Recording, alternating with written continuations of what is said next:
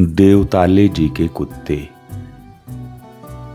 हिंदी के जाने माने कवि चंद्रकांत देवताले बेटी के घर उज्जैन में रहा करते थे।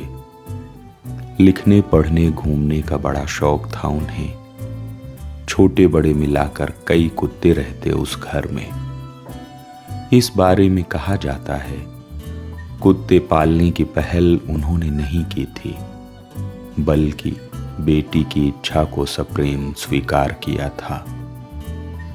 पूरी आजादी देते थे देवताले जी, नहीं सहते थे किसी का हस्तक्षेप।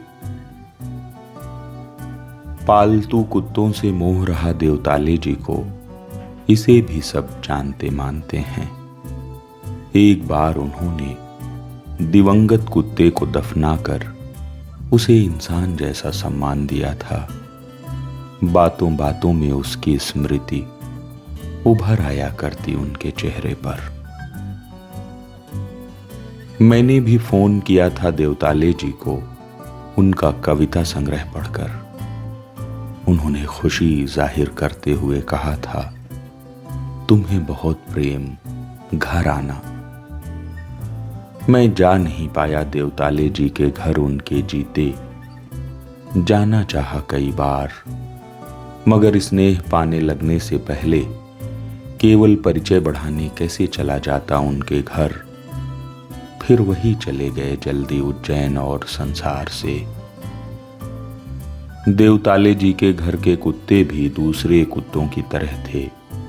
वे पड़ोस में किसी हरकत पर चुप रहते, मगर अपनी सीमा में आ जाने वालों को काट भी लेते।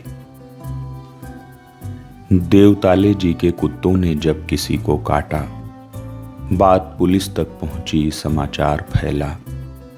अन्याय बर्दाश्त न करने वाले, किसी को सहन न करने वाले कवि देवताले जी चर्चा का विषय बने। हालांकि उज्जैन के लिए यह आम बात थी।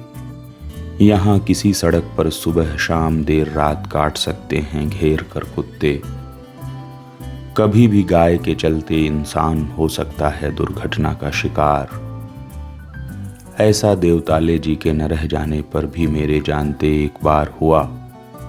कई स्नेही जन दिवंगत कवि की पैरवी में खड़े हुए।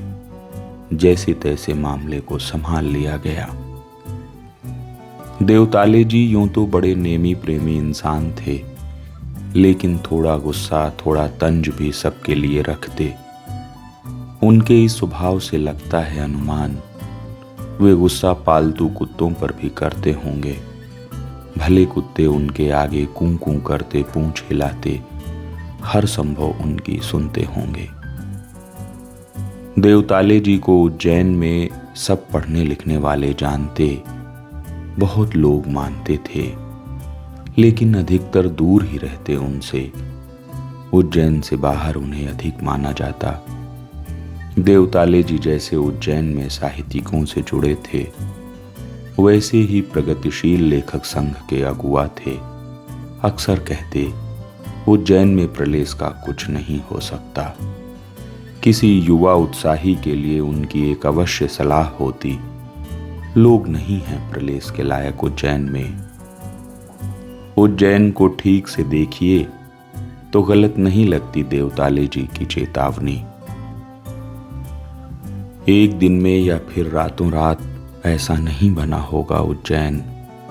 अशोक की राजधानी से महाकाल की नगरी, मानवतावादी बुद्धत्व से हिंदुत्व की स्थली, सांस्कृतिक धार्मिक राष्ट्रवाद की कार्यशाला। देवताले जी उज्जैन को गहराई से देख चुके थे। कोई भी उनकी कविता नाग झिरी या बालम ककड़ी बेचने वाली लड़कियां पढ़कर देख सकता है। मुझे लगता है जैसे उनके घर में कुत्ते थे, किन्हीं आगंतुकों के लिए डरावने, जिन्हें उनका पालतू समझ लेना आसान नहीं, वैसे ही उन्होंने कथन छोड़ रखा था प्रलेस के लिए कि अपने रहते जिसको भगाना न पड़े वही जुड़े। इसके अलावा उनकी उदारता हो या घर, बंद कहाँ रहे किसी के भी लिए। स्वयं आकर्षण का केंद्र रहे उज्जैन में देवताले जी। अब जबकि उज्जैन में देर सबेर देवताले जी की भविष्यवाणी उज्जैन के अधिक उज्जैन रहते प्रलेस की गतिविधि शुरू हुई हैं, जिसका श्रेय आगे से मुकेश बिजोले और पीछे से विनीत तिवारी को जाता है, मुझे देवताले जी की बहुत याद आती है। उनसे लड़ने का मन हो आता है। कवि का कल्पित स्नेह खुशी बनकर दिल में भरता है।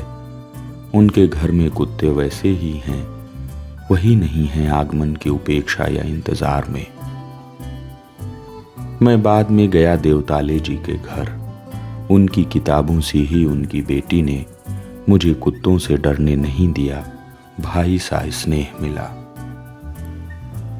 बेटी में कवि पिता को भरपूर देखा मैंने। लौटा तो देवताले जी के अधिक प्रेम में था, उनसे थोड़ा गुस्सा रखते हुए। मेरे सामने हमेशा पड़ती है उनकी बात, उज्जैन में कुछ नहीं हो सकता, याद दिलाते ही रहते हैं उनके पूर्व स्नेही कुछ मनुष्य। आसान नहीं है हिंदी के तेज देवताले जी की कथनी को पार कर कुछ करना, कोई दावा करना, कवि दृष्टि को बेबुनियाद साबित कर पाना। यह सोचना भी वाहियात ही है, फिर भी मैं सोचा करता हूँ देवताले जी कुछ भी पाल सकते थे। कुत्तों गायों से उज्जैन भरा पड़ा है, वे बेवजह अकेले पढ़ते चले गए। हालांकि जानता हूँ अकेला पढ़ना है, कवि हो या फासिस्ट।